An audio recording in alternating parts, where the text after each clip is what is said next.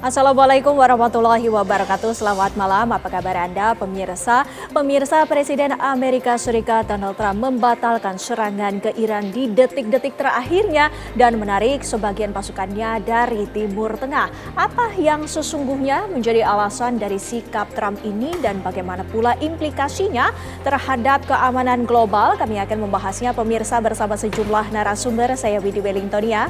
Ya, dan saya Kanana pemirsa, kami juga akan mengajak Anda untuk melihat potret dunia pendidikan di Indonesia karena adanya insiden adu jotos yang berujung saling lapor dan nampaknya berbuntut panjang pemirsa. Apa yang sebetulnya terjadi dalam relasi antara guru dan murid dan bagaimana kemudian peristiwa ini seharusnya disikapi? Kita akan membahasnya di Apa Kabar Indonesia Malam beserta sejumlah informasi lain untuk Anda.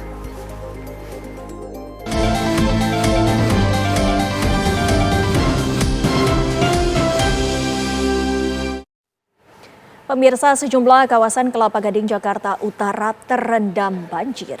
Genangan air terjadi di Jalan Boulevard Barat hingga Jalan Pegangsaan 2. Salah satu ruas jalan yang dilanda banjir adalah Jalan Boulevard Barat dengan ketinggian bervariasi antara 20 hingga 50 cm.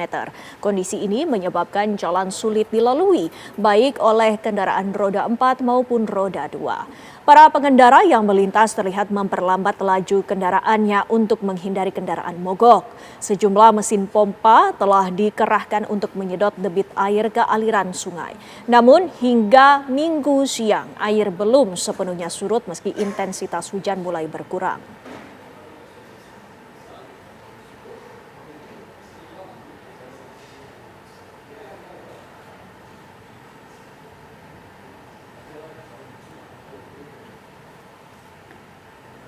Sementara itu pemirsa, banjir juga merendam Jalan RE, Marta Dinata dan Lodan Raya yang berada di kawasan Pademangan, Jakarta Utara. Hujan deras yang mengguyur Jakarta sejak Sabtu malam menyebabkan Kali Ancol meluap hingga ke ruas Jalan RE Marta Dinata dan Jalan Lodan Raya di kawasan Pademangan, Jakarta Utara. Luapan air setinggi 40 hingga 50 cm menggenangi ruas jalan dan mengganggu arus lalu lintas. Beberapa kendaraan yang nekat menerobos banjir terlihat mengalami mati mesin. Ketinggian air yang mencapai 30 cm membuat kendaraan roda 2 yang melintasi banjir mengalami mati mesin. Untuk menghindari genangan air, para pengendara memilih melintas di lajur kanan yang memiliki permukaan jalan lebih tinggi. Namun tak sedikit kendaraan yang putar balik karena khawatir kendaraan mogok di tengah banjir. Hingga sore hari ini banjir di Jalan RE Marta Dinata Pademangan, Jakarta Utara belum juga surut.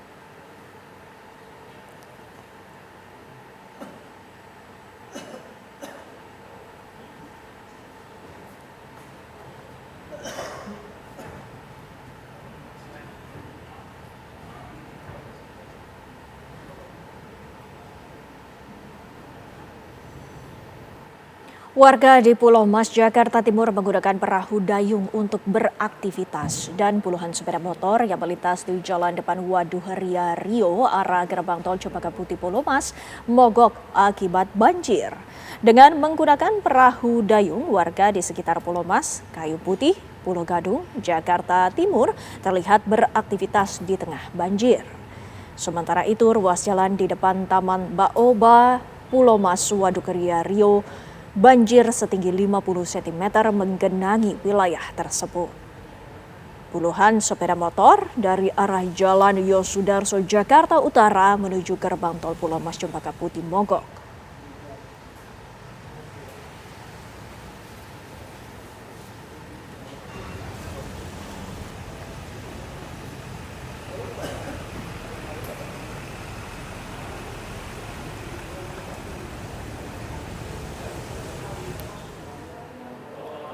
Selain Jakarta, wilayah Bekasi, Jawa Barat turut terendam banjir akibat tingginya curah hujan. Hujan deras sejak Sabtu malam membuat permukiman warga di Kranji, Bekasi, Jawa Barat ini pemirsa terendam banjir hingga setengah meter lebih. Meski demikian, warga memilih tetap bertahan di rumahnya. Selain rumah warga, banjir juga merendam jalan raya hingga membuat aktivitas warga terganggu. Warga mengatakan banjir mulai masuk ke permukiman pada Minggu pagi. Diduga banjir berasal dari luapan kali akibat curah hujan yang tinggi. Hingga Minggu siang ketinggian air belum berkurang. Warga khawatir jika hujan kembali turun, banjir akan semakin tinggi. Warga pun berharap Pemkot Bekasi bisa menangani permasalahan banjir yang kerap terjadi jika hujan deras melanda.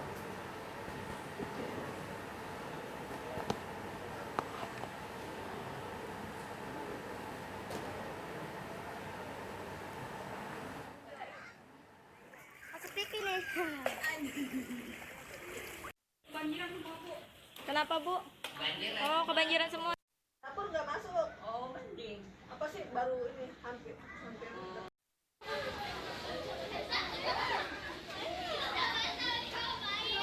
Isi lo ya. Ini masuk TV One nih. Hai.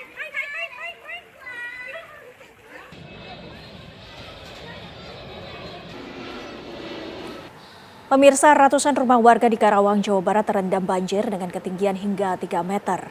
Banjir akibat curah hujan tinggi dan meluapnya Sungai Citarum serta Sungai Cibeet ini memaksa ribuan warga mengungsi. Ratusan rumah warga di Desa Kalang Ligar, Kecamatan Teluk Jambe Barat, Karawang, Jawa Barat terendam banjir. Banjir merendam rumah warga dengan ketinggian 1 hingga 3 meter. Banjir ini diakibatkan tingginya curah hujan sejak kemarin pagi. Selain itu, meluapnya Sungai Citarum dan Sungai Cibeet memperparah banjir. Ribuan warga dari 5 RT di Dusun Pangasinan dan Dusun Kampek terpaksa mengungsi ke tempat yang lebih aman. Selain merendam rumah warga, banjir juga merendam akses jalan desa, sekolah, masjid, serta fasilitas umum lainnya. Hingga kini petugas gabungan masih melakukan evakuasi warga yang terjebak banjir.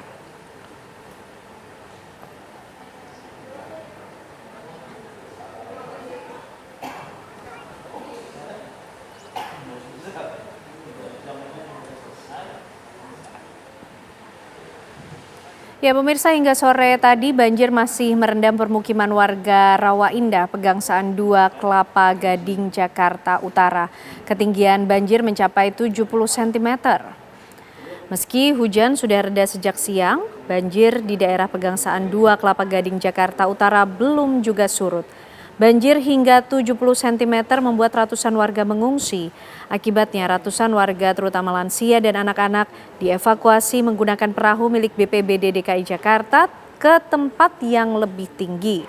Pihak Lurah Pegangsaan 2 menyebutkan telah menyiapkan 3 titik lokasi pengungsian untuk warga yang terdampak banjir.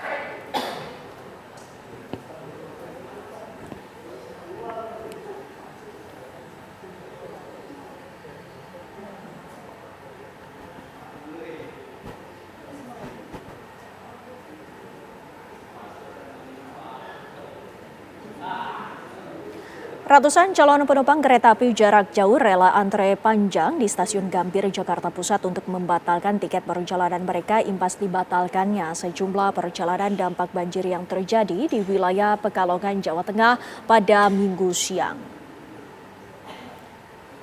Pembatalan 10 perjalanan kereta dari stasiun Gambir merupakan dampak dari adanya banjir yang merendam jalur rel kereta di wilayah Pekalongan, Jawa Tengah. Manajer Humas KAI Daob 1 Jakarta, Pranoto Wibowo menyebutkan selain di stasiun Gambir, pembatalan keberangkatan kereta juga terjadi pada 5 jadwal keberangkatan dari stasiun Senen, Jakarta Pusat. Dari total 2.859 orang penumpang yang dijadwalkan berangkat menggunakan 15 kereta api dari 2 stasiun tersebut, 989 penumpang kereta diantaranya memilih untuk melakukan pembatalan pada hari ini. Selain menyampaikan permohonan maaf atas terjadinya 15 pembatalan jadwal kereta, PT KAI Daob 1 Jakarta memastikan akan mengembalikan biaya tiket 100% bagi calon penumpang kereta yang melakukan refund tiket maksimal 7 hari ke depan dari jadwal keberangkatan.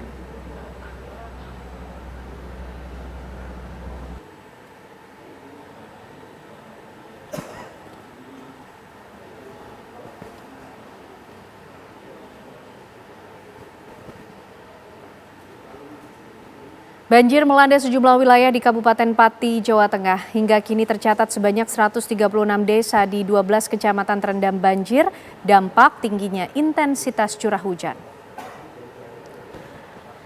Meluasnya cakupan wilayah desa yang terendam banjir membuat pemerintah Kabupaten Pati menetapkan status tanggap darurat bencana.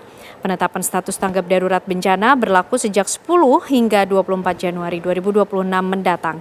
Dengan status tersebut, Kabupaten Pati telah memenuhi syarat untuk mendapatkan dukungan penanganan dari Badan Nasional Penanggulangan Bencana atau BNPB.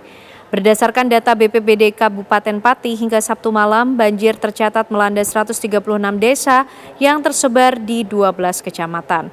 Penanganan langsung dilakukan dengan menyalurkan logistik siap saji kepada warga terdampak melalui relawan. Sementara itu sejumlah tanggul yang jebol dan menyebabkan meluapnya air sungai ditangani secara darurat.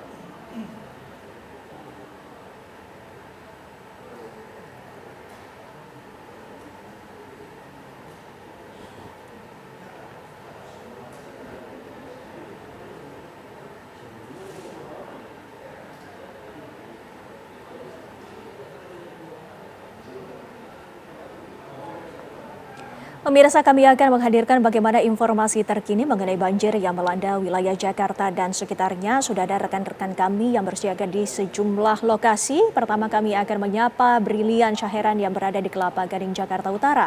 Brilian, silakan.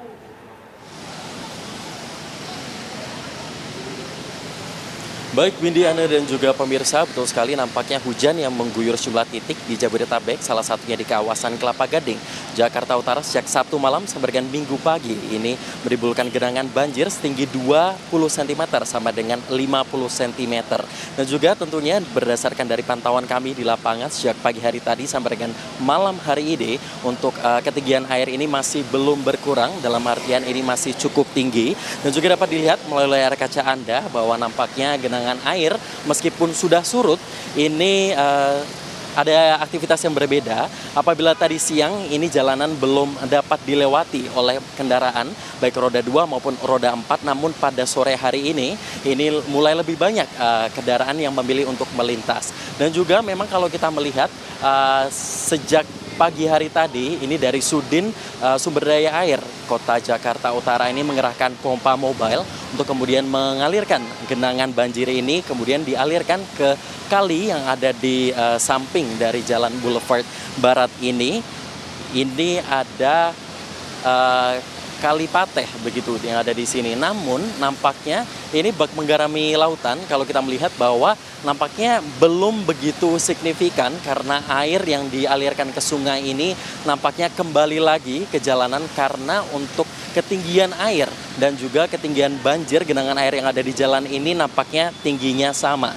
Dan juga tentunya ini banyak sekali kendaraan yang memilih untuk memutar balik ataupun melawan arah untuk menghindari mogok. Dan juga memang kalau untuk mesin sendiri ini sejak pagi tadi ini dilaporkan belum banyak begitu kendaraan roda 4 yang mogok ketika melintas di sini, namun ini banyak sekali motor atau kendaraan roda 2 yang mogok atau mesinnya mati ketika melewati di sini. Dan juga memang kalau untuk titik-titik dari pompa mobile sendiri ini dibagi menjadi 3 titik yang ada di kawasan Kelapa Gading. Yang pertama ada di perumahan Don Bosco atau di Pondok Gading, kemudian juga ada di Jalan Boulevard Timur dan juga ada di Boulevard BGR atau Bukit Gading Raya. Dan tentunya kita akan memantau lagi bagaimana kondisi banjir yang ada di Kelapa Gading. Untuk sementara demikian, kembali ke Anda, Windy, di studio. Baik, terima kasih Brilian. Banjir masih terjadi di Kelapa Gading. Kita bergeser sedikit ke wilayah Jakarta Pusat. Ada rekan kami Atika Harahap yang sudah berada di kawasan Kemayoran, tepatnya di Benyamin Sueb. Atika, kalau di Benyamin Sueb seperti apa kondisinya?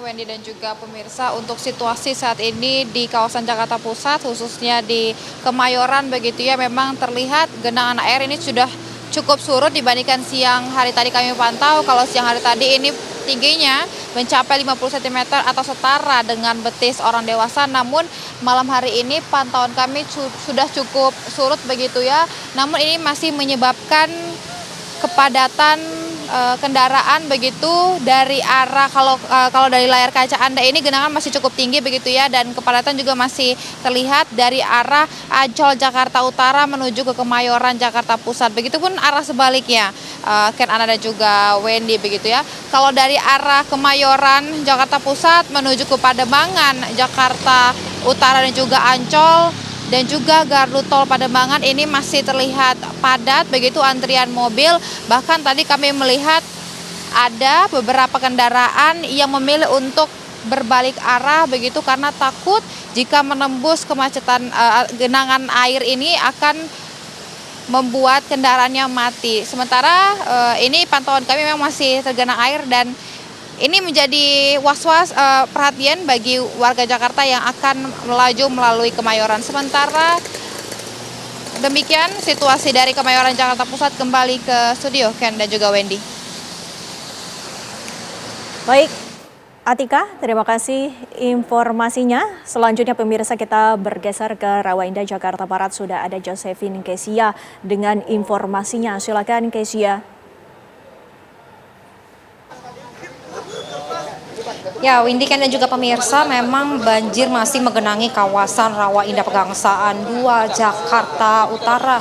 Di mana ini kalau memang sejak pagi ini banjir masih merendam dan hingga saat ini tadi pagi juga sudah dilakukan evakuasi oleh Komando Kesiapsiagaan Angkatan Muda Muhammadiyah Kokam, di mana ada 56 orang warga yang berhasil dievakuasi dan juga kemudian diungsikan ke masjid yang berada di dalam kawasan Rawa Indah sendiri. Dan saat ini pemirsa, situasi terkini ini menggunakan perahu dari BPBD Provinsi DKI Jakarta ini saat ini sedang melaksanakan penyaluran bantuan berupa beras dan juga makanan instan kepada para warga yang terdampak. Ini memang tadi sempat dilaksanakan keliling begitu ya, di mana ini para warga memang ada yang dievakuasi, kemudian juga ada yang memilih untuk bertahan di rumahnya masing-masing, di mana memang warga yang bertahan ini memang rumahnya ini ada 2 lantai, di mana warga ini kemudian memilih untuk bertahan di lantai 2 rumahnya. Dan ini saat ini perahu dari BPBD ini sedang melaksanakan distribusi untuk bantuan kepada para warga banjir yang terdampak. Sementara ini memang yang berhasil kami himpun memang masih akan dilaksanakan evakuasi kepada para warga, yang mana nantinya selain di masjid yang berada di dalam kawasan, ini nantinya para warga akan dievakuasi ke Rumah Sakit Islam Sukapura Kelapa Gading. Demikian. Selamat menunaikan ibadah sholat maghrib bagi Anda yang menjalankan untuk wilayah Jakarta dan sekitarnya. Pemirsa, kita lanjutkan Apa Kabar Indonesia Malam. Kami akan menghadirkan bagaimana perkembangan terkini di Bekasi, Jawa Barat bersama Kurnia. Silakan, Nia. Ya, Windy, Ken Ana dan juga pemirsa, sampai dengan saat ini banjir masih merendam pemukiman warga di Keranji, Bekasi Barat, Kota Bekasi. Ketinggian air saat ini sekitar 30 cm. Bisa saya gambarkan bahwa saat ini air masih merendam pemukiman warga karena memang air banjir ini lama surutnya lantaran air kali di pemukiman warga ini masih penuh dan juga air yang mengalir dari hulu ke hilirnya ini masih mengalami penyempitan sehingga tersendat begitu air yang seharusnya mengalir ke aliran hilir dan menyebabkan banjir masih merendam pemukiman ini. Pemukiman ini juga kondisi kontur tanahnya ini mengalami penurunan sehingga bagian tengah dari jalan beringin ini ketinggian airnya cukup dalam dibanding yang lain. Dan memang pada petang ini dan sampai dengan saat ini juga Forkopimda dari Kota Bekasi, baik dari Kelurahan, TNI, kemudian RT RW dan juga BPBD ini sudah memantau lokasi banjir di Jalan Beringin, Bekasi Barat, Kota Bekasi ini, di mana pada malam hari ini rencananya akan dibuatkan posko di tempat yang lebih tinggi, di mana posko ini nantinya akan dibuatkan dapur umum untuk membantu warga untuk terpenuhinya makanan siap saji. Dan untuk mengantisipasi adanya hujan yang turun di wilayah Bekasi dan mengantisipasi banjir yang lebih tinggi, maka nantinya akan di posko tersebut juga bisa digunakan untuk tempat pengungsian. Untuk banjir di wilayah Beringin ini memang sudah puluhan tahun terjadi karena dulunya wilayah ini merupakan banyak rawa di sekitar sini, namun karena kurangnya serapan air dan sudah banyaknya bangunan-bangunan sehingga membuat pemukiman warga ini selalu terendam banjir, terutama saat hujan deras melanda perumahan ini, permukiman warga ini. Dan sampai dengan saat ini, warga kebanyakan sudah melakukan bersih-bersih rumah, hanya tinggal jalanan saja yang masih terendam solusi dari pemerintah. Demikian, Windy dan Ken, kembali ke Anda. Baik, terima kasih Kurnia Dwi Hapsari mengabarkan dari kawasan Bekasi, masih tergenang juga di sana sekitar 30 cm. Sebelumnya tadi juga rekan-rekan sudah mengabarkan bagaimana kondisi di sejumlah wilayah Jakarta. Terima kasih atas informasinya, selamat kembali bertugas, hati-hati rekan-rekan. Pemirsa, tim SAR gabungan berhasil menemukan bangkai pesawat ATR 42500 milik Indonesia Air Transport yang hilang kontak di kawasan Taman Nasional Bantimurung, Bulu Saraung, Sulawesi Selatan. Bangkai pesawat tersebut ditemukan di salah satu ceruk dekat puncak Gunung Bulu Saraung, Kabupaten Pangkep pada Minggu pagi dengan menggunakan pesawat helikopter milik TNI Angkatan Udara. Bagian pesawat yang sudah ditemukan berupa jendela, pintu, dan bagian ekor yang membawa black box pesawat. Upaya evakuasi terhadap badan pesawat tersebut terus dilakukan dengan memantau kondisi cuaca yang ada. Pencarian 7 awak pesawat dan 3 penumpang masih terus dilakukan oleh tim SAR gabungan.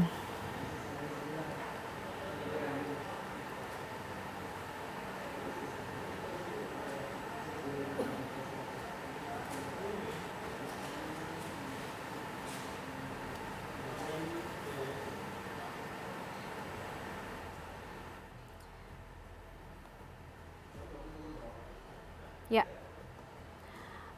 pemirsa, kami baru saja mendapatkan informasi terbaru bahwa black box milik pesawat ATR 42500 Indonesia Air Transport ini berhasil ditemukan.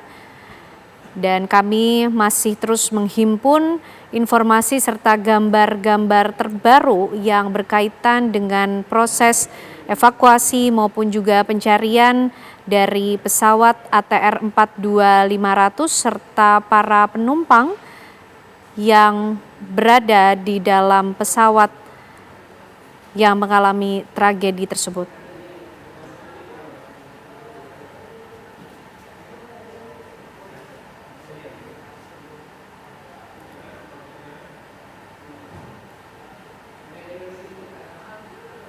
Setelah mengerahkan helikopter H225M Karakal dari Skadron Udara 8 dan pesawat Boeing 737-200 dari Skadron Udara 5 untuk melaksanakan misi pencarian udara, TNI Angkatan Udara berhasil mengidentifikasi titik jatuhnya pesawat ATR 42500 milik Indonesia Air Transport di kawasan Gunung Bulu Saraung, Kabupaten Maros, Sulawesi Selatan. Dari temuan tersebut, TNI AU segera menurunkan 5 prajurit Korps Pasukan Gerak Cepat Korpasgat dan 1 personel Basarnas menggunakan helikopter H225M Karakal di lokasi. Setibanya di titik jatuhnya pesawat, para prajurit Korpasgat menyiapkan langkah awal proses evakuasi. Selain mengerahkan unsur udara, TNI AU juga telah menerjunkan prajurit gabungan yang terdiri dari Lanut Sultan Hasanuddin Yon Parako 473 Korpasgat dan Yon Arhanut 23 Korpasgat. Tim darat tersebut bergabung dengan unsur SAR lainnya serta masyarakat setempat untuk memperkuat upaya pencarian dan evakuasi.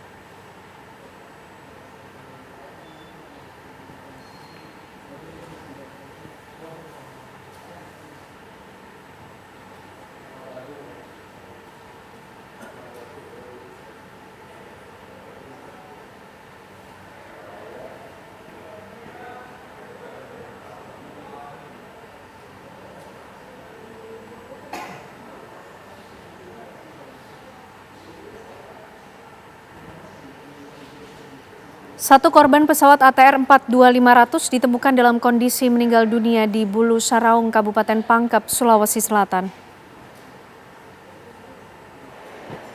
Tim evakuasi memastikan satu jenazah telah ditemukan dan dalam proses evakuasi menuju posko Desa Tompo Bulu, Kecamatan Baloci. Korban dievakuasi menuju posko Tompo Bulu melalui jalur pendakian. Kondisi cuaca di Desa Tompo Bulu dan Puncak Bulu Saraung ini pemirsa dikabarkan tidak menentu dan juga berubah-ubah.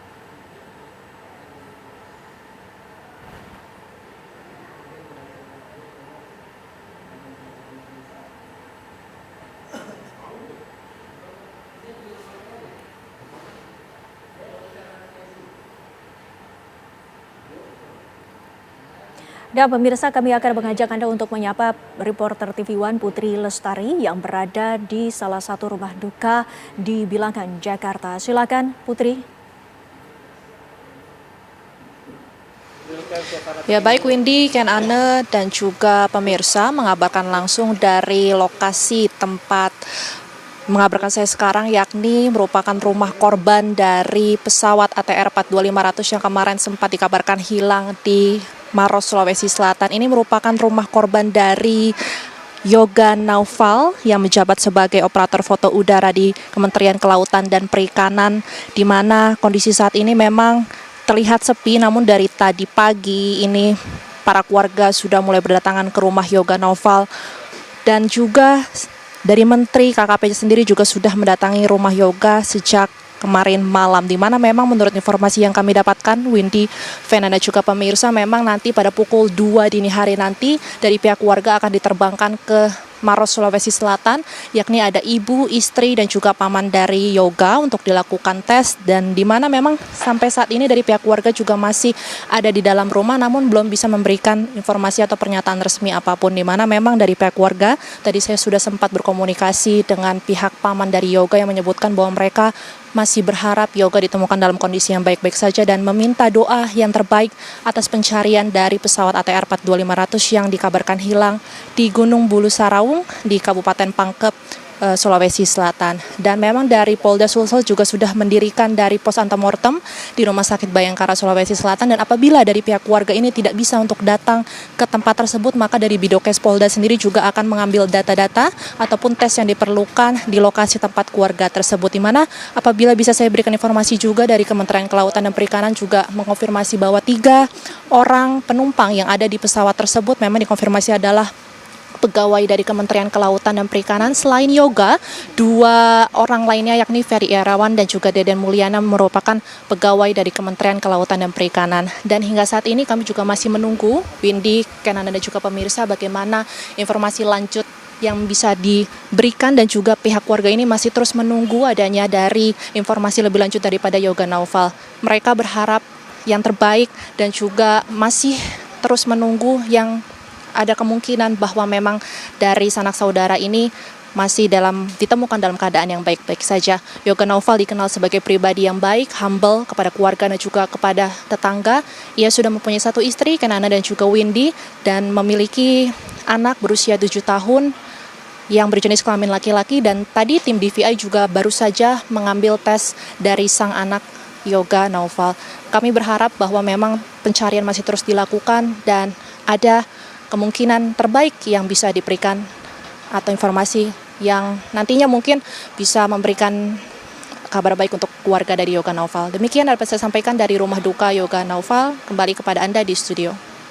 Yaitu yang menjadi pertanyaan besar saat Presiden Amerika Serikat Donald Trump lantas membatalkan serangannya ke Iran. Lantas apakah implikasinya terhadap keamanan global? Kami akan membahasnya bersama sejumlah narasumber yang saat ini sudah bergabung bersama kami. Langsung saja kami akan menyapa di sebelah saya. Sudah ada Prof. Hikmahanto Juwana selaku Guru Besar dari Hukum Internasional Universitas Indonesia. Terima kasih sudah hadir, Prof. Terima kasih, Windy. Iya, dan sebelahnya langsung saja kami akan menyapa Mas Faisal Assegaf yang merupakan pengamat Timur Tengah. Selamat malam, Mas Faisal. Terima kasih sudah hadir kembali di sini. Ya, dan kami juga ingin menyapa Marsma TNI Purnawirawan Agung Sasongko Jati selaku pakar strategi lulusan US Air War College. Selamat malam, Pak Agung. Malam. Tentunya ini Bapak-Bapak menjadi perbincangan yang menarik karena kita ketahui bersama Presiden AS sebelumnya ini sangat-sangat tegas, ancaman demi ancaman dikeluarkan dari mulutnya. Bahkan Prof, kita ketahui bersama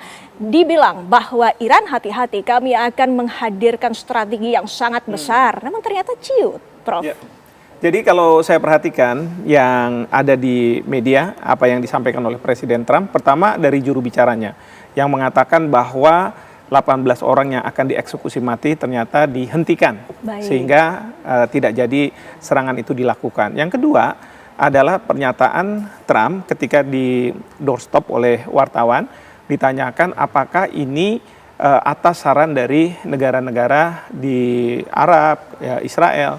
Beliau katakan enggak, itu semua keputusan saya. Baik. Nah kalau udah kayak begini, saya melihat Trump itu, kalau dulu tuh ada Louis ke-14 ya, kaisar di Perancis ya, yang mengatakan l'état c'est moi. Kalau sekarang enggak, Nah, le monde c'est moi. Le monde itu the world is me. Dunia Jadi itu yang adalah menentukan saya. dunia itu adalah saya. Jadi nggak perlu ada masukan, nggak perlu lihat aturannya bagaimana, tidak lihat apakah dari segi kesiapan dari militer Amerika Serikat di sana sudah siap atau tidak. Pokoknya dia bilang, kalau saya mau jalankan, saya jalankan. Tapi kalau saya tidak mau jalankan, saya tidak mau jalankan. Dan ini sudah disampaikan oleh Presiden Trump ketika beliau mengatakan, saya nggak butuh hukum internasional. Bahwa yang bisa menentukan apakah saya akan masuk atau tidak, ini dan lain sebagainya adalah moralitas saya. baik. Itu yang disampaikan oleh Presiden Trump, dan ini kelihatannya yang dimunculkan, sehingga kalau udah seperti ini, predictability, ya, apa sih kemungkinan yang akan terjadi ke depan itu, Ya. kita juga tidak tahu. Karena apa? Semua itu bergantung dari Satu Presiden Trump sosok sendiri. ini. Baik. Betul. Pak Agung, Anda melihatnya memang seperti itu. Apa yang menjadi trigger untuk dilakukannya penyerangan dan apa pula yang menjadi Presiden Donald Trump ini mundur ataupun membatalkan serangan ke Iran, Pak Agung? Kita tahu ya bahwa menjelang Presiden Trump merencanakan serangan ataupun sudah mengatakan bahwa dia akan menyerang untuk mendukung para demonstran, itu ada beberapa negara yang menghubungi Trump, Baik. khususnya dari negara Timur Tengah yaitu Arab Saudi, Qatar, Uni Emirat dan Mesir, dan juga yang uniknya adalah Netanyahu untuk membatalkan ini. Bahkan Israel sendiri. Israel, Netanyahu sendiri yang mohon membatalkan. Kenapa? Ada banyak pendapat di para pakar di luar, tetapi yang pertama adalah Iran, di dalam negeri Iran sendiri yang terjadi adalah demonstrasi yang berlangsung 2 minggu lebih, itu ternyata sudah menyurut, dan bahkan ada counter demonstrasi pada hari Senin kemarin selama 2-3 hari, dan justru berkali lipat lebih banyak daripada demonstrasi anti pemerintah. Baik. Terus yang kedua, kegagalan daripada para demonstran yang dicurigai, dituduh adalah ditunggangi oleh pihak luar dalam berkoordinasi, khususnya karena internet yang Starlink, internet sudah di blackout, Starlinknya juga di jam. Akibatnya tidak bisa komunikasi, dan uniknya pada saat itu juga pemerintah Iran berhasil menangkap beberapa orang yang dikatakan adalah agen Mossad, agen dari intelijen Israel, dengan ancaman akan dieksekusi berupa digantung di depan umum publik. Nah sekarang pertanyaannya, apakah betul karena ini Netanyahu minta agar ini dibatalkan, atau ada sebab lain? Nah, ada juga yang mengatakan bahwa sebetulnya saat itu juga Israel dalam kondisi tidak siap menghadapi serangan. Karena jumlah daripada rudal penangkis serangan itu tidak siap, dan juga kapal induk yang biasanya membackup juga tidak ada di sekitar Middle East. Itu masih berada di Laut Cina Selatan dan di Karibia. Dan yang terakhir juga adalah kenyataan bahwa pemerintah Iran sendiri sangat kuat. Artinya tidak segan untuk mengancam akan menghancurkan atau akan mengirim serangan kepada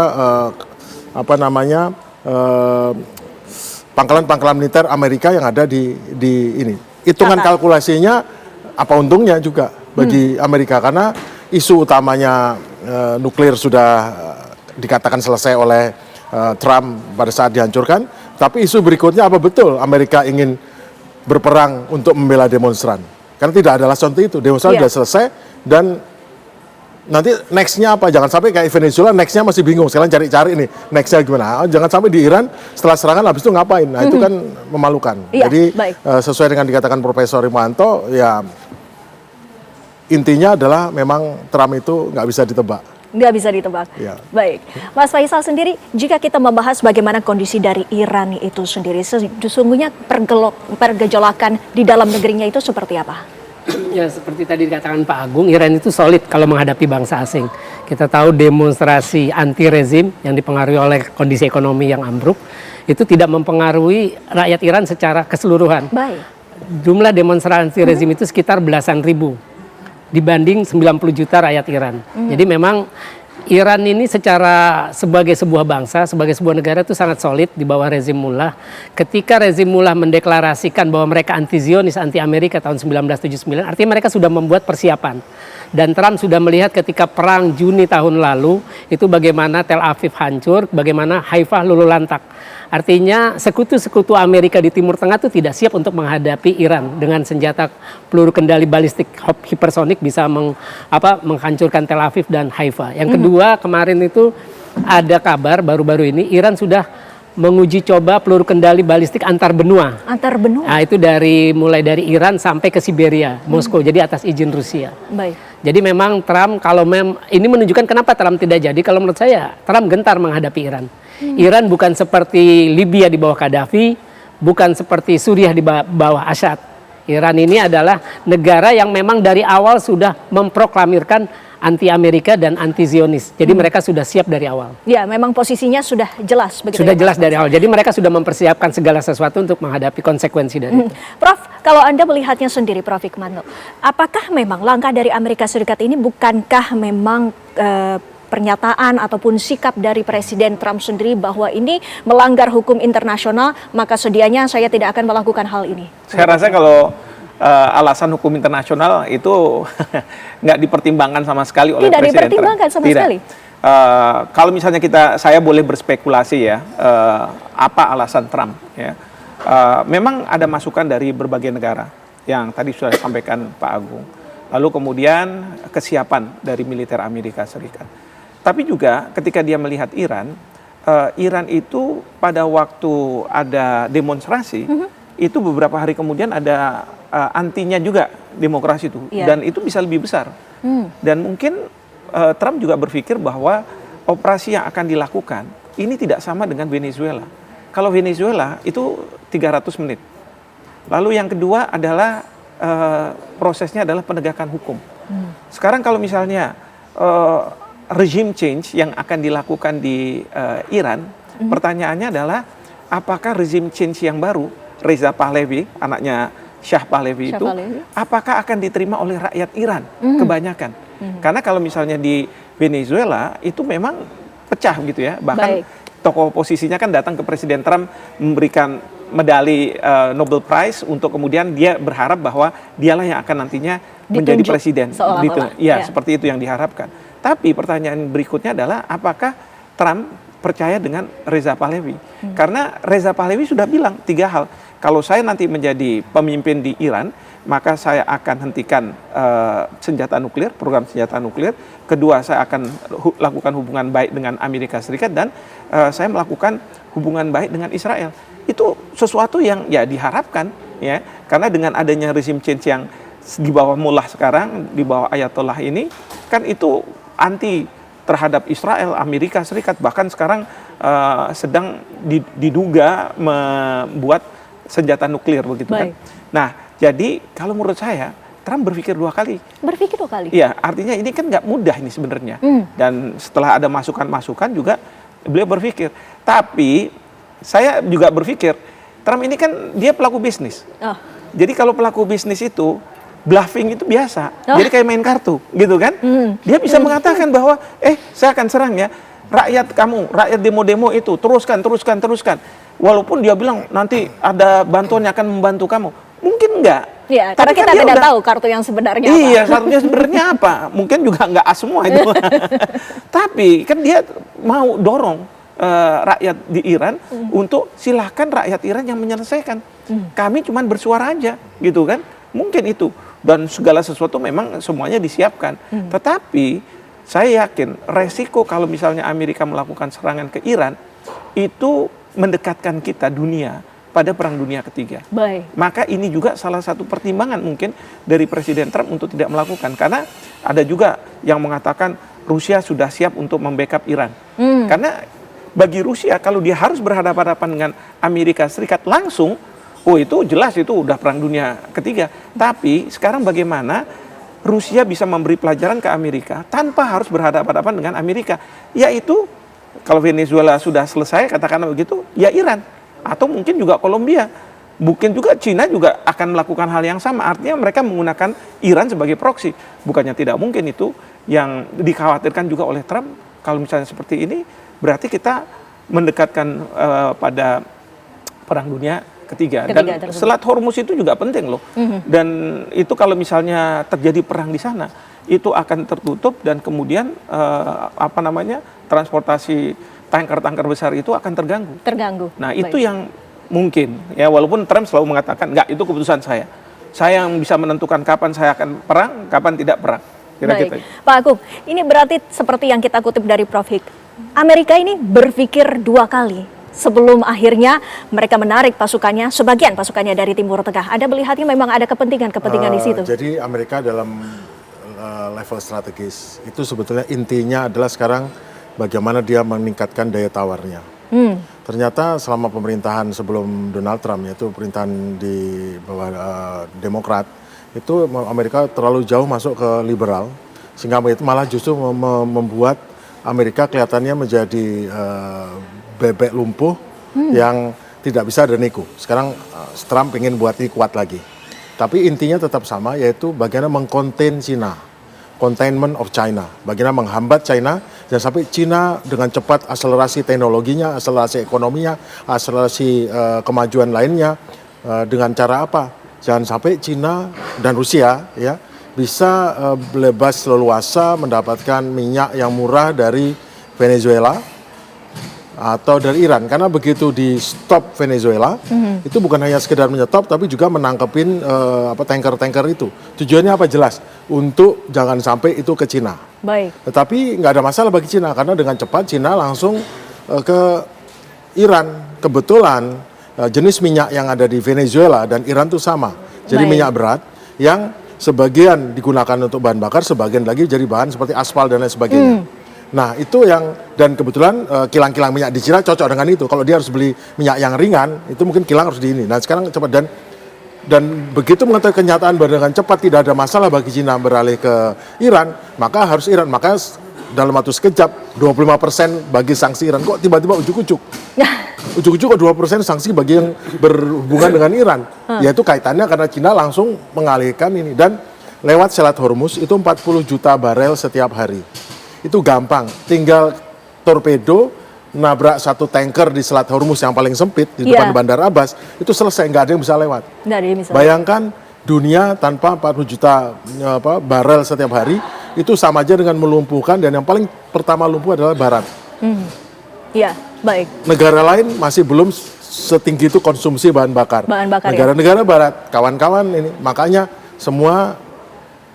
inilah jawaban kenapa menghadap Arab Saudi, Qatar, dan lainnya menghadap. Kenapa? Karena pada akhirnya jika terjadi pecah perang, otomatis harus berpihak. Dan yang rugi adalah siapa? Ya Israel juga. Baik. Ekonomi, intinya ekonomi. Intinya itu, benang merahnya. Mas Faisal, lantas sesungguhnya dari sikap. Kita lanjutkan perbincangan kami, Mas Faisal, dengan berita yang tadi telah disampaikan. Ini kan memang sebagai pemicunya adalah demonstran yang kemudian ditangkap dan kemudian adanya kabar bahwa akan dihukum mati, tapi ternyata batal. Apa sebenarnya yang menjadi dugaan dari Iran bahwa ini adalah agen ataupun merupakan seseorang yang bukan warga biasa ini? Apakah memang itu kenyataan realistisnya seperti itu? Jadi terakhir itu aparat keamanan Iran menyita dan menangkap ratusan. Itu kalau nggak salah sudah ratusan. Terus menyita 600-an senjata otomatis yang dari itu asalnya katanya dari Turki. Jadi di 3 provinsi termasuk Buser. Saya lupa 2 lagi. Nah ini menunjukkan kalau misalkan perusuh memakai istilah demonstran. Kalau memang Iran ini kan bukan Iran ini negara demokratis. Demonstrasi besar udah pernah terjadi tahun 2009 ketika ada dugaan kecurangan pemilu waktu Ahmadinejad terpilih lagi. Kemudian 2019, kemudian 2022 waktu Mahsa Amini. Itu kan semua berjalan lancar. Nah, ini ada perusuh dan memang terakhir itu ada kelompok peretas asal Iran namanya Handala berhasil membongkar identitas perwira Mossad yang menangani agen Iran. Jadi dia menangani lebih dari 600 agen yang urusan Iran. Itu namanya Mehrdad Rahimi. Nah, menurut saya Trump ini memang akan selalu menjadikan, siapapun presiden Amerika akan selalu menjadikan Iran sebagai musuh bersama, yaitu tadi karena memang Iran sudah memproklamirkan diri sebagai anti Amerika, sebagai anti Zionis. Kan itu. Nah, kalau menurut saya sih sebenarnya apa yang dilakukan Trump bahwa harus ada perubahan rezim itu sebenarnya sesuatu yang sangat memalukan. Artinya menampar muka Amerika sendiri. Kita tahu ketika terjadi demonstrasi besar-besaran di kampus-kampus Amerika yang menentang genosida di Gaza yang dilakukan Israel, bagaimana polisi Amerika pun berlaku keras terhadap demonstran. Ya termasuk yang sekarang ini demonstrasi anti ICE itu sendiri. Jadi ya Trump tidak pantas mencampuri urusan demokrasi di negara manapun. Karena dia sendiri juga tidak bisa menjaga demokrasinya di negaranya sendiri. Kita tahu ketika Trump kalah pemilihan, para pendukung terhadap Biden, para pendukungnya kan menyerbu Gedung Putih. Artinya demokrasi di Amerika juga sudah mulai runtuh, tidak sesuai seperti yang digadang-gadang sebelumnya lah. Nah, yang saya mau bilang adalah ketika terjadi revolusi Arab, itu kan Barat atau Amerika menggambarkan sebagai demokratisasi, gelombang demokratisasi. Itu sebenarnya yang disasar adalah negara-negara yang pemimpinnya anti Amerika. Kita tahu Gaddafi jatuh di sana. Terakhir Suriah. Jadi target utama revolusi Arab yang bertiup dari Tunisia Desember 2010 itu sebenarnya ada dua, Suriah dengan Iran. Suriah karena Suriah di bawah Bashar al-Assad anti Zionis. Jadi tempat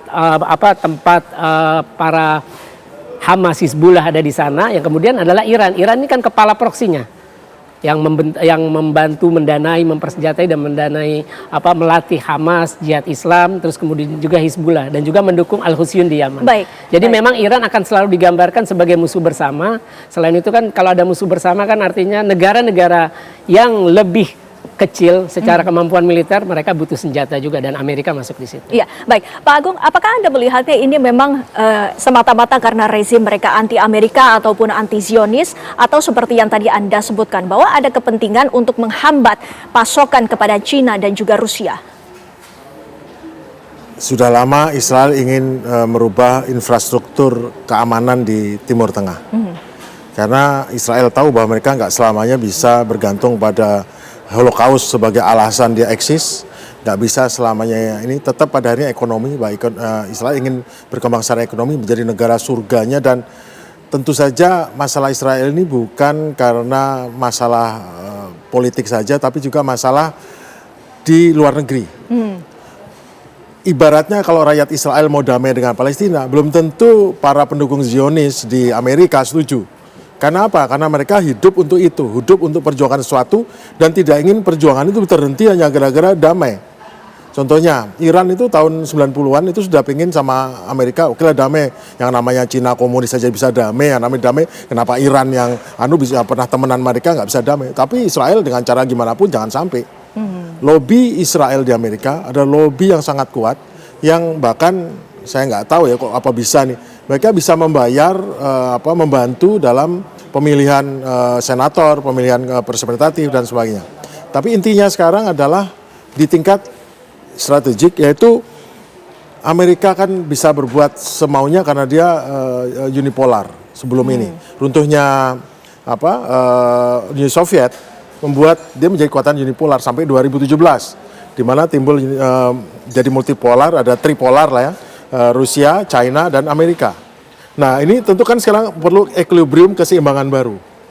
Perang di Ukraina, perang di sana, perang di sini. Itu adalah saling tata kekuatan sampai akhirnya mereka oke lah, saya punya pengaruh atau hegemoni di hemisfer ini. Kita tahu bahwa Rusia hemisfernya adalah Eropa Timur sebetulnya. Eropa Timur, Baltik, kemudian dan sekitarnya.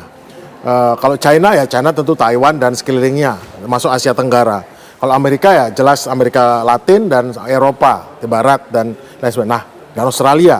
Nah, ini sekarang bahaya sekali dalam kondisi multipolar ini, di mana mereka belum mendapat equilibrium. Sementara makin banyak negara yang punya senjata nuklir. Mereka ingin jadi pemain dunia juga, karena mereka nggak mau dijadikan, kalau kamu ketemenan sana, kamu saya sanksi. Kan orang yang jadi punya superpower kan kemampuannya bukan hanya kemampuan militer, tapi menekan secara diplomasi, menyerang secara ekonomi, menyerang secara informasional. Nah ini sekarang belum tercapai equilibriumnya. Tapi yang utama sekarang bagaimana Amerika berusaha mengkonten Cina, yang jelas Cina merupakan sole kompetitornya di dunia.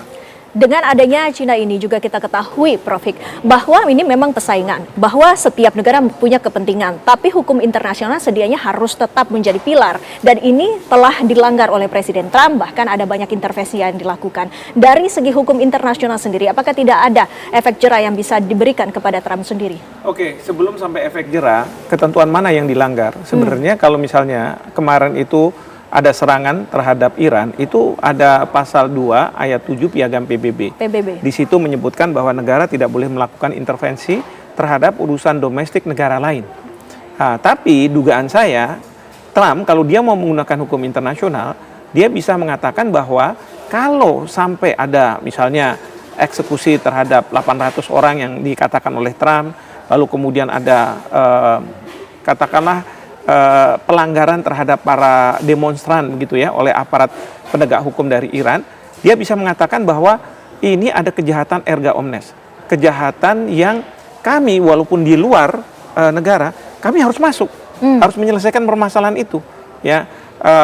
Ada istilah yang disebut sebagai R2P, responsibility to protect ya, to protect mereka-mereka yang dilanggar. Maka kalau saya lihat sebenarnya pemerintah Iran saat sekarang dia ingin memastikan bahwa itu tidak ada pelanggaran-pelanggaran seperti itu, sehingga tidak bisa dijadikan basis untuk Trump bisa masuk melakukan penyerangan. Tapi justru orang akan mempermasalahkan ini pasal 2 ayat 7 ini akan dilanggar oleh Trump, tidak di Iran, tidak di Greenland, sudah dilakukan di Venezuela, mungkin di Kuba, mungkin di Kolombia, ya. Maka Trump mengatakan saya nggak butuh hukum internasional. Lalu pertanyaannya, sanksinya apa?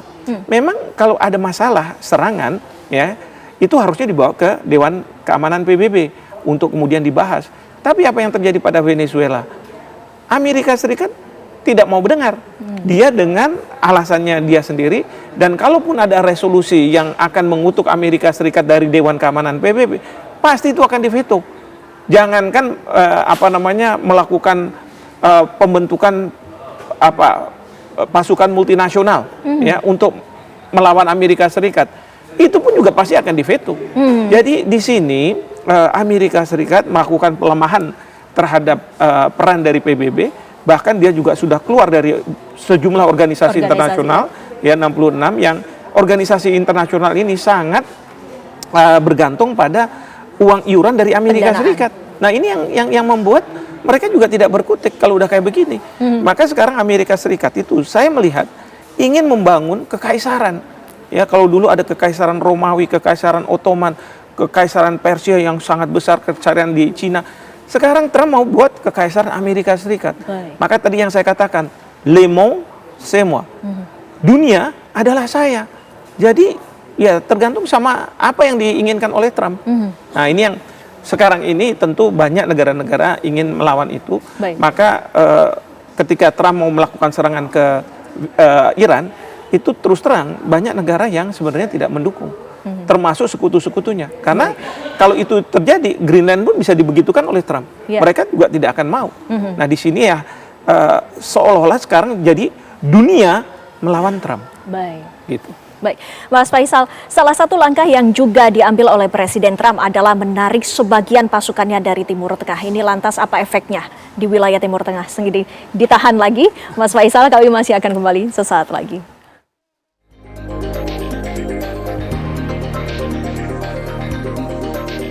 Ada kembali bersama kami, pemirsa Mas Faisal, kita lanjutkan dialog kami dengan adanya keputusan dari Presiden Trump untuk mengambil ataupun menarik sebagian dari pasukannya di Timur Tengah. Sebenarnya ini apa dampak secara global maupun di Timur Tengah? Kalau dalam konteks Iran ya, kalau memang Trump serius tidak jadi menyerang, yaitu menghindari terjadinya perang skala besar di Timur Tengah. Karena Iran yang sekarang bisa mengimbangi hegemoni Amerika maupun Israel di Timur Tengah. Cuma jangan lupa masih ada potensi-potensi besar di Timur Tengah yang juga menjadi PR Trump. Kalau Trump bersama Israel gagal melumpuhkan Hamas, melucuti senjata Hamas, artinya perang Gaza bisa berlangsung kapan saja. Sama juga di Libanon. Kalau Trump bersama Israel, kan itu yang sekarang sedang dilakukan. Melucuti senjata Hamas di Gaza dan melucuti senjata Hizbullah di Libanon. Itu yang menjadi PR Trump. Saya kira itu juga yang membuat Trump mencegah atau gagal atau batal untuk menyerang Iran. Dia masih punya PR di Gaza, dia masih punya PR di Libanon. Karena dua milisi ini dua milisi dukungan Iran, dibantu sejak pertama pendiriannya. Kemudian juga dua milisi ini baik Hamas Jihad Islam di Gaza maupun Hizbullah di Libanon, ini adalah milisi-milisi yang mampu melawan secara persenjataan terhadap Israel. Kita tahu perang Gaza udah 5 kali terjadi, terakhir kan yang 2 tahun kemarin. Hizbullah juga bisa melakukan perang. Mereka sudah pernah perang dengan Israel 2006 dan mereka masih kuat. Dan ketika Gaza diserbu pun Hizbullah ini membantu dengan menyerang permukiman di utara Israel. Artinya saya mau bilang begini, rezim mullah yang anti Zionis dan Amerika ini sebenarnya rezim mullah yang harus didukung semua pihak, terutama negara Arab dan Muslim yang memang pro Palestina. Kita lihat kalau tidak ada Iran yang kemarin melakukan perang 12 hari Juni 2025, kita tidak akan pernah melihat bahwa Israel pernah dihukum dihukum karena kejahatan genosidanya. DPR seperti kata Pak Hikmahanto, PBB tidak mampu memberikan sanksi kepada Israel.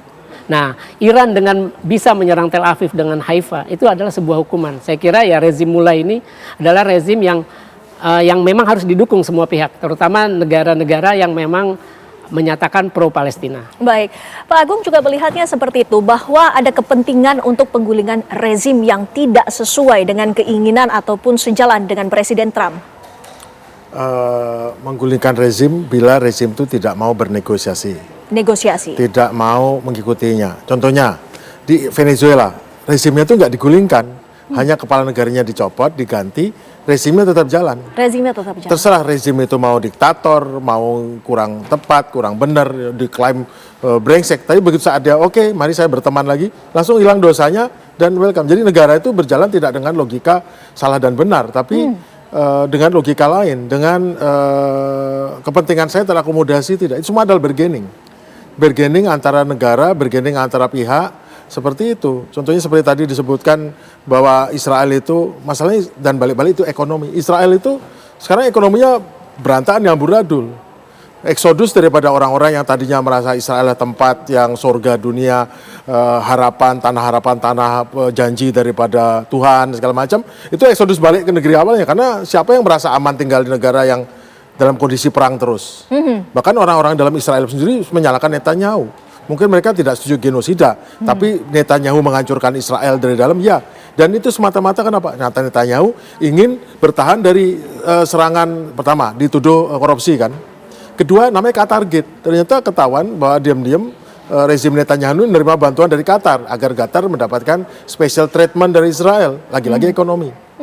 Nah sekarang Netanyahu ini tidak hanya soal korupsinya dia, tetapi juga soal Qatar Gate ini. Nah ini yang kelihatannya dibalik dari semua ini, jadi ada motif pribadi, ada motif kelompoknya, golongan, dan intinya adalah motif-motif lain. Baik, Prof. Hik, ini kan menjadi menarik ketika Presiden Trump ini menghalalkan segala cara untuk mencopot seorang kepala negara diganti yang sesuai dengan keinginannya, Prof.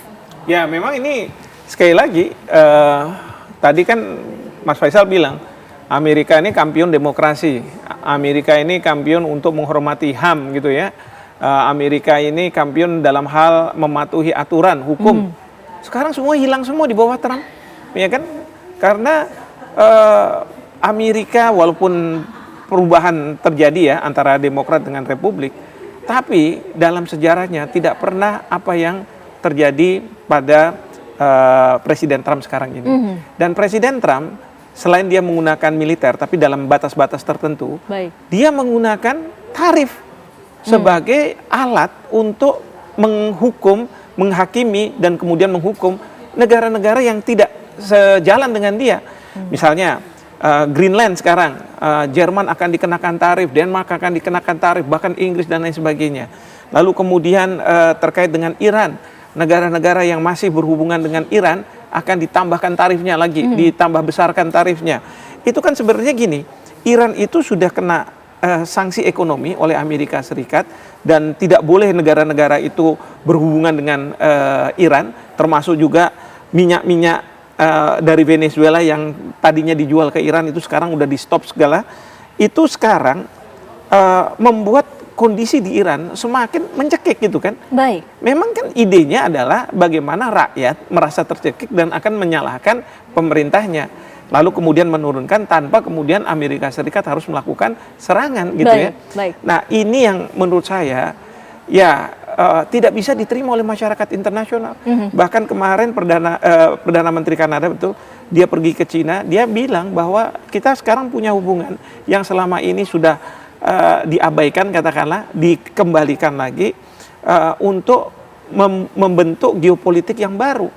Dan itu disampaikan secara, dan itu kita tahu semua bahwa ini ditujukan untuk ke Presiden Trump. Nah ini yang, maka tadi saya katakan sekarang ini dunia berupaya, tapi nggak lewat Perserikatan Bangsa-Bangsa, dengan berbagai hal untuk bisa kita melawan Amerika Serikat. Baik. Dalam hal ini bukan rakyat Amerika Serikat, tapi melawan Presiden Trump. Presiden. Seperti itu. Yang memegang kendali. Betul. Baik, Mas Faisal, apakah Anda melihatnya segala upaya-upaya yang dilakukan oleh Presiden Amerika Serikat Donald Trump ini sudah tercium oleh pemerintah Iran sendiri? Ya pasti itu.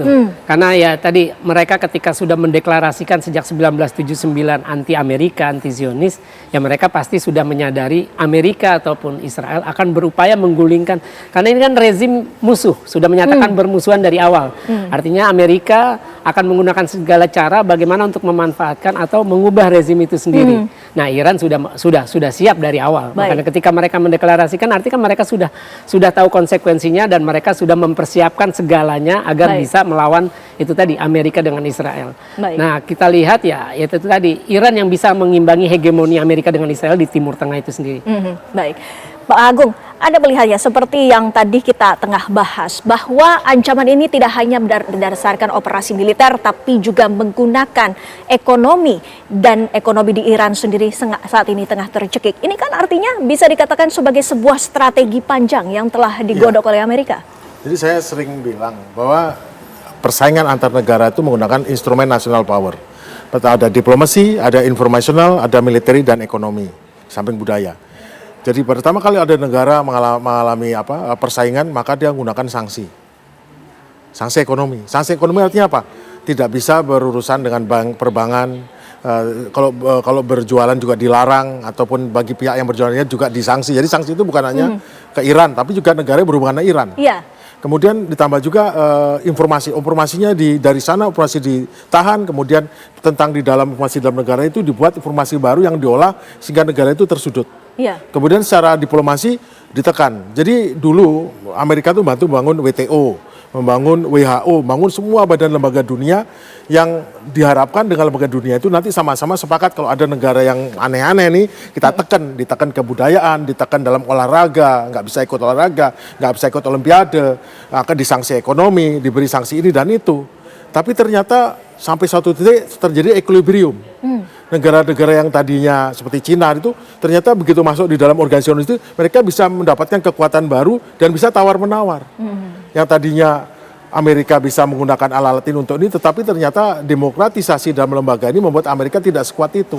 Amerika merasa rugi, kenapa saya bayar banyak, tapi ternyata saya tidak terlalu powerful, tidak bisa menggunakan untuk menekan, hanya beberapa menekan. Karena memang dasarnya PBB dan negara lembaga ini adalah bersifat demokratis, meskipun tetap yang punya duit paling banyak punya suara lebih. Tapi pada akhirnya dalam beberapa kasus Amerika nggak bisa, ataupun Trump ya, khususnya Trump ini nggak bisa, akhirnya dia menihilkan lembaga ini. Kenapa? Saya percuma menggunakan lembaga ini. Kenapa? Karena di dalam lembaga ini saya juga nggak bisa maksimum power saya. Akhirnya saya menihilkan negara ini. Dia keluar dari 60 ya, Prof. 60 itu dikeluar. Padahal tadinya Amerika penyandang dana terbesar, pemilik suara terbesar, tapi negara-negara saingannya atau calon saingan atau negara lain sudah bisa punya daya tawar di dalam lembaga-lembaga ini. Makanya betul kata Profesor, sekarang saya adalah aturan.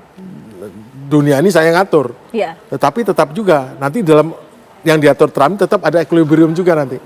Equilibrium itu macam-macam. Pada akhirnya nanti dia juga akan terpukul juga dengan yang dilakukan karena itu hanya berdasarkan selera, naluri dan bukan berdasarkan pertimbangan karena semua hukum di dunia diatur berdasarkan pertimbangan banyak orang disepakati. Sekarang dia bisa menang karena powernya, tetapi dunia bisa melawan dengan cara lain. Baik. Contoh temannya saja sudah melawan dengan diam-diam membocorkan posisi agen Mossad mungkin, bilangnya orang Iran yang mungkin juga malah Uni Eropa yang bocorkan ini. Kenapa? Ya Amerika tahu rasa loh kamu ini kami bisa bantu lawanmu karena ada adagium bahwa siapa yang menjadi lawan musuh saya menjadi kawan saya. Nah itu Profesor Hikmahanto tahu betul itu adagium itu. Nah, artinya Prof. Hikmahanto melihatnya perlawanan yang telah dikumpulkan oleh negara-negara ini yang ada di seluruh dunia ini memang merupakan bentuk perlawanan terhadap satu orang sosok Donald Trump yang kemungkinan ini juga menjadi semakin nyata dan semakin dekat. Ya, betul sekali. Jadi itu yang saya lihat dan saya observasi banyak negara yang tadinya masih ya seperti Inggris, Perancis gitu ya membenarkan tindakan Trump ke Venezuela dengan alasan bahwa bukan serangannya tetapi karena Venezuela dengan apa yang dilakukan oleh Amerika Serikat ini sudah dibebaskan dari rezim yang diktator Maduro. Jadi dia bisa benarkan. Tapi setelah isu Greenland masuk, wah mereka sudah katakan enggak. Bahkan kalau perlu NATO kita sudah bubarkan saja. Nah ini yang jadi permasalahan besar kan gitu. Nah nanti kalau misalnya Iran itu biasanya negara-negara Barat itu akan bersuara keras terkait dengan erga omnes ini ya, kejahatan yang sangat mendasar yang menjadi concern dari dunia. Tapi kemarin itu sebenarnya tidak, karena mereka tahu bahwa wah ini Trump ini. Jadi kita nggak akan dalam memasuki ranah bahwa kita mendukung apakah demonstrannya atau ini enggak. Ya, jadi itu biar Amerika Serikat aja. Artinya tanpa mereka melakukan apa-apa sebenarnya Amerika Serikat agak keteteran juga. Artinya dunia itu Trump tapi belum tentu kepentingan Trump itu kepentingan dunia. Betul sekali. Baik. Nah, sekarang yang kita lihat fenomena di Amerika, ujung-ujungnya yang paling efektif bisa menurunkan Trump bukan negara-negara ini, tapi rakyat di Amerika Serikat. Baik. Dan sebentar lagi akan ada pemilu untuk Kongres. Nah, ini yang paling ditakutkan oleh Trump. Mungkin juga Trump melakukan bluffing untuk masuk ke Iran supaya dia akan mendapatkan support dari rakyat untuk memilih Kongres dari Partai Republik. Karena kalau Kongres itu dikuasai oleh Partai Demokrat, bukannya tidak mungkin Partai Demokrat akan melakukan impeachment terhadap Presiden Trump. Presiden Trump itu sendiri. Baik, Mas Faisal juga tadi sempat menyatakan bahwa jika negara itu pro-Palestina maka harus mendukung Iran. Lantas bagaimana dengan di Timur Tengah yang kita ketahui bahwa juga ada beberapa yang berpihak kepada Barat, baik itu Amerika Serikat. Lantas sesungguhnya apa yang harus dilakukan? Kalau saya melihat gini, menurut saya Iran yang paling jujur membela Palestina. Artinya dari 57 negara Muslim, anggota OKI, itu termasuk negara-negara Arab, 22 anggota Liga Arab, itu kan semua pro-Palestina. Ya. Tapi cuma satu yang anti-Zionis, Iran doang. Iran bukan sekedar pro-Palestina, anti-Zionis. Makanya mereka berani mendanai kelompok, membantu pembentukan kelompok-kelompok pejuang di Palestina maupun di Libanon. Karena kan Libanon juga berbatasan dengan Israel di Sheba Farm itu, kawasan Sheba. Nah itu ya menurut saya ya Iran ini yang membuat harkat dan martabat bangsa Palestina maupun Libanon menjadi terpelihara. Kita tahu negara-negara Muslim cuma berjuang di diplomasi dan itu tanpa hasil. Israel nggak pernah mempedulikan hukum internasional, nggak pernah mempedulikan kesepakatan gencatan di Gaza aja mereka langgar. Sudah ini kan bukan sekali, udah beberapa kali kesepakatan di Gaza. Nah itu selalu mereka langgar. Artinya begini, Iran berhasil memelihara harkat dan martabat ya yang tidak bisa dilakukan oleh negara-negara Muslim lainnya. Mereka hanya berjuang di diplomasi, di perundingan, tapi tidak ada hasil di lapangan. Sedangkan Iran mampu membuat milisi-milisi bisa melawan Israel dengan senjata. Baik. Jadi ya itulah maksud saya, rezim mula yang anti-Zionis dan ini harus ya semuanya harus ikut menjaga. Ya. Karena kalau tidak Israel bisa melakukan apa saja di Timur Tengah. Mereka sudah masuk di Suriah. Baik, tentunya mengingat kita juga akan terus memantau bagaimana perkembangan dari geopolitik dunia. Terima kasih Bapak-Bapak, terima kasih Prof. Terima kasih Mas Faisal, terima kasih Pak Agung sudah hadir bersama kami di Apa Kabar Indonesia Malam. Dan pemirsa, kami masih akan kembali selepas jeda menghadirkan perbincangan lainnya sesaat lagi.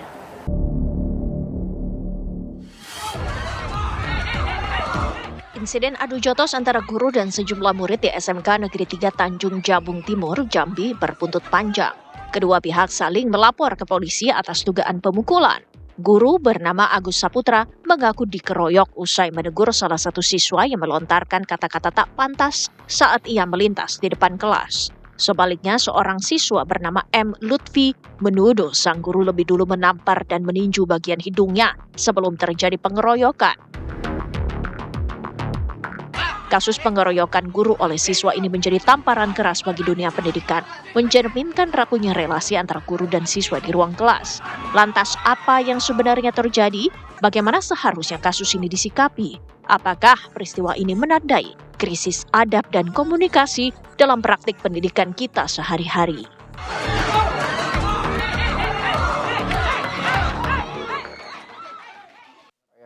Ya, pemirsa, adu jotos hingga saling lapor ini terjadi antara guru dan murid di SMK Negeri 3 Jambi, pemirsa. Lalu sebetulnya apa yang terjadi? Bagaimana pula kemudian peristiwa seperti ini harus disikapi? Malam hari ini kita akan mencari tahu informasi terbaru yang berkaitan dengan peristiwa yang terjadi di Jambi dan juga membahasnya bersama dengan sejumlah narasumber yang sudah bergabung di Apa Kabar Indonesia Malam. Ada Ibu Retno Listiarti, pemerhati pendidikan kita. Selamat malam Bu Retno, apa kabar? Selamat malam, alhamdulillah, baik, sehat. Terima kasih malam hari ini sudah hadir Bu Retno. Dan juga bergabung bersama kita ada Kapolres Tanjung Jabung Timur, AKBP Ade Chandra. Selamat malam Pak Kapolres. Selamat malam Mbak Ane, terima kasih. Baik, Pak Kapolres, tentunya kita ingin tahu terlebih dahulu Pak. Sebetulnya peristiwa yang terjadi di SMK Negeri 3 ini seperti apa Pak antara guru dan murid? Karena informasinya cukup simpang siur, apalagi yang juga beredar di sosial media. Terima kasih Mbak Ane. Jadi peristiwa ini sebenarnya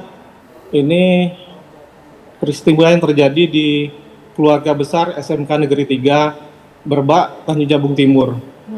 Jadi peristiwa ini mulanya seorang guru yang lewat di depan kelas, kemudian terdengarlah suara dari dalam kelas itu yang dianggap oleh guru ini tidak wajar, artinya ada bunyi seperti merendahkan. Jadi bunyinya seperti ini Mbak.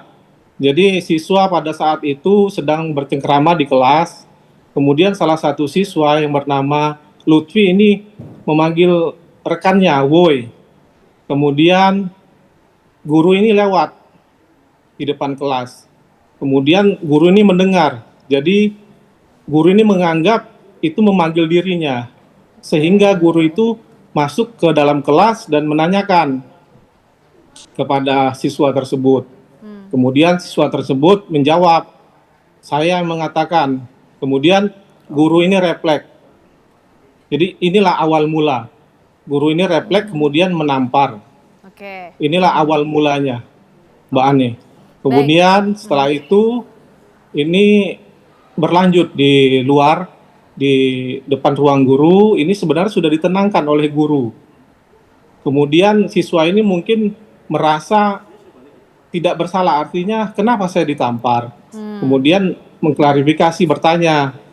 Kemudian di situ terjadi lagi pemukulan. Kemudian itulah yang memicu mungkin dari murid ini melakukan pengeroyokan. Seperti itu kronologisnya, lebih kurang Mbak. Oke, artinya terjadi perkelahian antara guru dan sejumlah murid di sekolah tersebut, Pak Kapolres. Iya, ini artinya ada aksi dan reaksi Mbak Ane. Oke, nah Pak Kapolres, kalau saya baca ini kan sebetulnya sempat ada upaya mediasi diselesaikan dengan kekeluargaan, tapi ujungnya ternyata saling lapor Pak Kapolres, betul begitu? Jadi gini Mbak Ane, bisa sedikit saya sampaikan bahwa memang kita sudah mencoba, artinya di sini kita berusaha bersama seluruh Forkopimda, Forkopimcam. Kita di sini duduk bersama, artinya di sini kita juga semua berharap ini bisa kita lakukan mediasi. Karena ini boleh dikatakan ini aksi dan reaksi yang dilandasi ego mungkin kurang dikontrol. Oke. Jadi kita sudah melakukan mediasi, Kemudian di sini dari pihak Pak Guru tersebut juga awalnya sudah mendelegasikan ke pihak komite. Kemudian kita sudah melakukan atau mengambil keterangan dari beberapa guru, kemudian murid tersebut.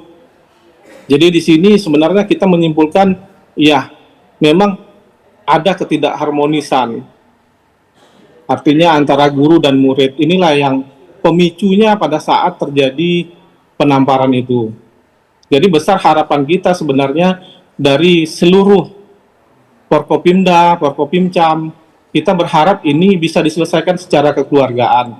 Namun, ini hak dari masing-masing apabila memang tidak puas, artinya merasa menjadi korban, mereka mempunyai hak untuk melapor. Kita sebagai penegak hukum juga tidak bisa artinya menahan, karena ini hak seorang warga negara. Namun apabila dia melapor ke pihak penegak hukum, kita akan melakukan penyelidikan dan penyidikan secara normatif dan profesional, Mbak. Oke, artinya Pak Kapolres sejauh ini belum ada laporan yang masuk ke pihak kepolisian baik dari murid maupun juga dari guru atau seperti apa? Karena informasinya ada yang melapor ke Polda, ada yang melapor di tingkat Polres. Seperti apa yang betul Pak Kapolres? Informasi yang kita dapat, Mbak, jadi dari pihak guru tersebut itu sudah melakukan atau membuat laporan polisi itu di Polda Jambi. Jadi laporan polisi ini siogianya kita sebagai penegak hukum akan kita akomodir, Mbak. Artinya kita terima, kita pelajari dan akan kita tindak lanjuti, Mbak. Seperti itu, Mbak, untuk informasi awalnya. Oke, jadi guru sudah melapor di tingkat Polda Jambi. Untuk pihak dari muridnya, Pak Kapolres, adakah ada informasi mengenai laporan yang masuk?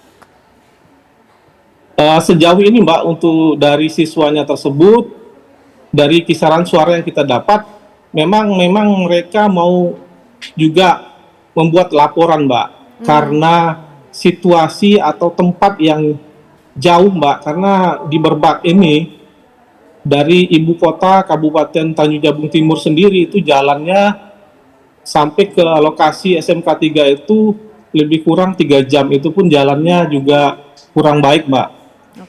Bisa dilalui dengan jalur air. Jadi ini kendala yang dihadapi mungkin, Mbak. Mungkin ini informasi yang bisa kita sampaikan sementara. Oke, tapi sejauh ini belum ada laporan yang masuk dari pihak murid, begitu ya Pak Kapolres ya? Iya. Oke, Iya, baik. betul. Bu Retno, apa yang bisa kita lihat dari potret yang terjadi di SMKN 3 Tanjung Jabung Timur Jambi ini, Bu? Tadi Pak Kapolres sempat menyatakan nampaknya terlihat ada ketidakharmonisan di lingkungan sekolah. Seperti itu, Pak Bu Retno? Iya, jelas terlihat ya. Karena peristiwa ini pertama belum pernah terjadi ya, dalam arti dikeroyok gitu. Pada lingkungan sekolah, terus ada guru yang lain, terus itu pada jam belajar kan, maksudnya di jam sekolah gitu. Dan ini tentu saja peristiwa yang memprihatinkan kita semua dan terjadi di dunia pendidikan. Yang kedua, ketidakharmonisan itu jelas terlihat kalau memang si guru merasa ada sesuatu yang tidak pas, misalnya tadi dikatain berarti ada kekerasan verbal. Lalu kalau kemudian memukul dengan menampar misalnya ya untuk sebuah kesalahan, itu sebenarnya juga nggak boleh dilakukan gitu di dalam dunia pendidikan karena sudah ada ketentuannya, yaitu di sekarang udah ganti permennya, tadinya Permendikbudristek 46 tahun 2023 tentang pencegahan penanganan kekerasan di satuan pendidikan. Guru bisa lapor kepada tim PPK namanya, lalu anak-anak pun kalau ngalamin bisa lapor juga. Nah kalau masih diserahkan pada tim pencegahan penanganan kekerasan, tim PPK yang sekarang itu sudah ada namanya Permendikdasmen nomor 6 tahun 2026. Tapi ini kan belum disosialisasi ya, secara otomatis yang masih belum kebentuk ya tim Pokjanya bisa tetap menggunakan tim PPK. Nah kalau tim PPK ini bagus, maka sebenarnya itu dipercayalah ya ada kanal pengaduan. Ini masih bisa diselesaikan di lingkungan sekolah. Betul. Nah tapi karena kondisinya seperti ini dan sudah terjadi pelaporan, mau nggak mau kan polisi kalau dilaporkan tetap harus memproses. Dan tadi bagus ya, polisi mengatakan nanti akan dilakukan, mereka akan melakukan sesuai ketentuan karena ini kan anak berarti yang dilaporkan ya. Nanti dilihat apakah anak ini masih usia anak atau tidak, karena kalau udah 18 lebih sehari kan udah bukan anak. Nah tapi memang tampaknya kelihatan ada ketidakharmonisan dan ini juga berarti sekolah nggak menjadi tempat yang aman juga nih. Nah berarti ini sistem ini juga harusnya bagian dievaluasi. Jadi kalau memang terjadi pelaporan polisi, Dinas Pendidikan juga harus ikut melakukan evaluasi pada lingkungan sekolah. Dalam arti adalah gimana ke depannya jangan sampai terjadi, dan itu harus dibangun sistem keamanan ya. Makanya di dalam permen yang baru itu namanya budaya aman dan nyaman di sekolah. Nah ini harus kebentuk nih budaya aman dan nyaman. Di sekolah untuk semua pihak. Semua, mau guru, itu murid, guru. Ataupun juga pihak-pihak lain yang bekerja di sekolah. Betul, kekerasan nggak boleh dilakukan oleh siapapun, mau anak, mau guru gitu ya, atau siapapun. Dengan alasan apapun tuh nggak boleh. Jadi kalau mau menyelesaikan emang kan tidak dengan cara itu. Tapi ada mekanisme yang sudah diatur dalam peraturan yang harusnya itu diterapkan. Nah sekarang tim PPK-nya sekolah dan kanal pengaduan sekolah ada nggak? Sehingga orang-orang yang merasa mengalami bentuk-bentuk kekerasan di lingkungan belajar atau di lingkungan sekolah bisa melakukan pelaporan. Dan itu harus diproses karena jelas kok ketentuannya, cara melakukan prosesnya itu semua udah jelas dalam aturan. Nah itu yang kepala sekolah nih kalau sudah bentuk tim PPK, tim PPK-nya udah paham belum dengan tugasnya gitu ya. Harusnya nggak perlulah sampai ke kepolisian. Tapi karena sudah dilakukan nih ya, apalagi kan ini deliknya kalau tidak salah pengeroyokan dan penganiayaan gitu ya yang dituduhkan ke anak-anak, dan ini nanti akan berproses kalau anak-anak kan pakai sistem peradilan pidana anak. Itu Undang-Undang 11 tahun 2012 ya. Oke, jadi sebetulnya aturannya sudah ada, sistemnya juga sudah ada pula. Tapi kenapa yang terjadi demikian? Itu yang menjadi pertanyaan ya Bu Retno. Kita akan bahas lebih lanjut, termasuk kita juga ingin tahu Pak Kapolres mengenai video yang beredar yang memperlihatkan adanya sang guru membawa senjata tajam di tengah lapangan. Apa sebetulnya yang bisa dijelaskan dari hal tersebut? Tapi dijawab nanti Pak Kapolres, usai jeda kami kembali hadir untuk Anda. Ya pemirsa, kita lanjutkan perbincangan malam hari ini. Kembali Pak Kapolres, kita ingin tahu juga ada video yang beredar Pak Kapolres memperlihatkan sang guru ini nampaknya seperti memegang senjata tajam di sebuah tanah lapang. Apa yang bisa dijelaskan dari peristiwa ini Pak, yang juga sudah dimonitor oleh pihak kepolisian? Baik, terima kasih Mbak Ane. Jadi memang ada beberapa video yang memperlihatkan guru tersebut memegang sajam. Jadi dari hasil informasi yang kita kumpulkan di lapangan, dari hasil wawancara, baik dari para siswa, guru, ini pada saat guru ini merasa terancam, kemudian guru ini mengambil sajam di ruang praktek. Artinya di sini SMK Pertanian, Mbak Ane. Jadi memang ada seperti parang, cangkul. Jadi inilah yang dipegang oleh guru ini dengan tujuan agar siswa tersebut tidak melakukan pemukulan lagi atau pengeroyokan. Seperti itu informasi yang kita dapat.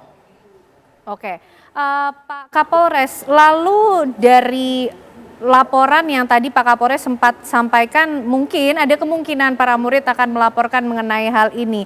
Apakah juga sudah ada Pak kemudian suara yang disampaikan dari orang tua murid mengenai peristiwa yang terjadi yang sudah sampai juga pada level kepolisian begitu?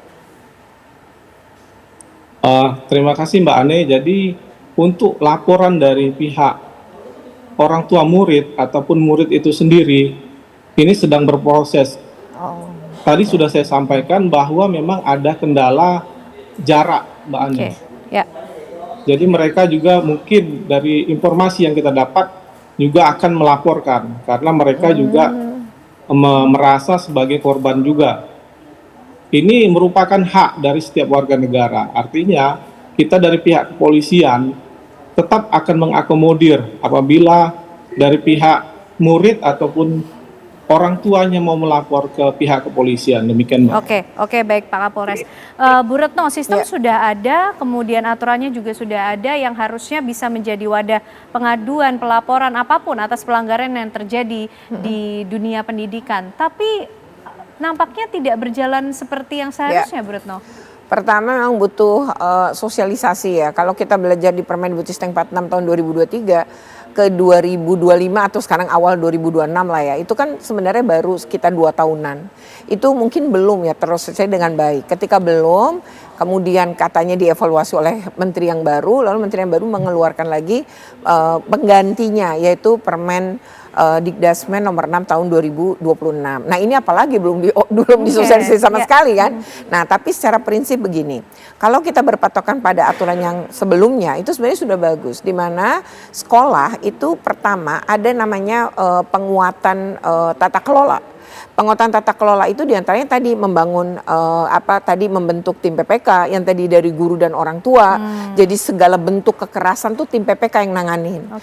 Jadi bukan wakil kepala sekolah, bukan BK, tapi oleh tim PPK yang terdiri dari guru dan orang tua. Nah, kenapa penting agar orang tua terlibat itu agar anak-anak juga percaya atau lingkungan sekolah percaya bahwa ini nggak cuma guru tapi ada orang tua gitu. Keberpihakannya menjadi netral. Jadi lebih netral. Atau kalau korbannya guru juga nggak usah khawatir bahwa di sini tuh ada orang tua juga ada guru, jadi yang lebih melihat dengan lebih berimbang. Kemudian yang kedua ini kan tidak seperti polisi sebenarnya tugasnya itu adalah melakukan pemeriksaan semua tapi tidak boleh konfrontasi.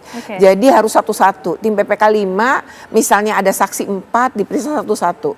Kenapa memeriksa satu dan tidak harus didampingin juga oleh orang tua? Karena ini kan masih usia anak. Kemudian yang kedua adalah aturan ini tuh memang lebih menggali keterangan. Lalu setiap keterangan baik itu korban, baik itu pelaku ataupun saksi, itu nanti tim PPK-nya diskusi untuk ambil kesimpulan. Nah, ini yang dilaporkan terbukti atau tidak? Kalau terbukti berarti sanksi diberikan dan itu direkomendasi.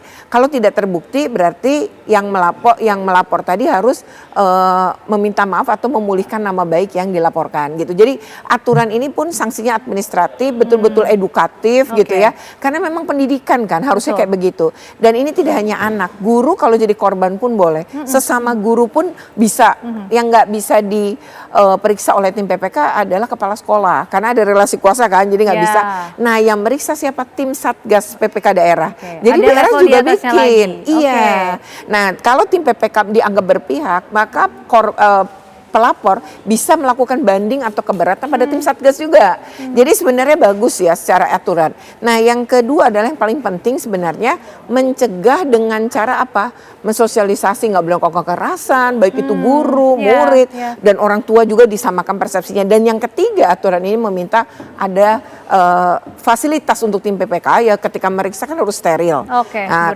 Biar nggak takut ya orang yang memberikan keterangan. Dan terakhir adalah kanal pengaduan tadi. Dan nggak boleh kanal pengaduannya itu tunggal. Jadi harus misalnya KPAD atau di situ ada nomor pengaduannya Dinas Pemberdayaan dan Perlindungan Anak. Lalu yang penting lagi adalah tidak cuma luring, karena luring mungkin takut nih yang ngadu, maka harus daring. Jadi ada online yang misalnya pakai WA, pakai email. Nah itu harus disediakan. Itu yang sebenarnya sekolah harus melakukan. Itu yang seharusnya dilakukan. Kita tunggu bagaimana proses evaluasi tentunya dari peristiwa yang terjadi di SMKN 3 Tanjung Jabung Timur Jambi. Kita tunggu akan seperti apa ini berlangsungnya. Apakah laporan akan terus berlanjut di pihak kepolisian atau ada hal lain, ada proses lain, cara lain yang bisa digunakan antara guru maupun juga murid yang kemudian terlibat dalam peristiwa ini. Tapi terima kasih Bu Retno malam hari ini sudah hadir. Terima kasih juga AKBP Ade Chandra, Kapolres Tanjung Jabung Timur Jambi sudah bergabung bersama kami di Apa Kabar Indonesia Malam. Sehat selalu Bapak Ibu semuanya. Dan perbincangan tadi pemirsa sekaligus mengakhiri kebersamaan kita di Apa Kabar Indonesia Malam hari ini. Saya Kenana.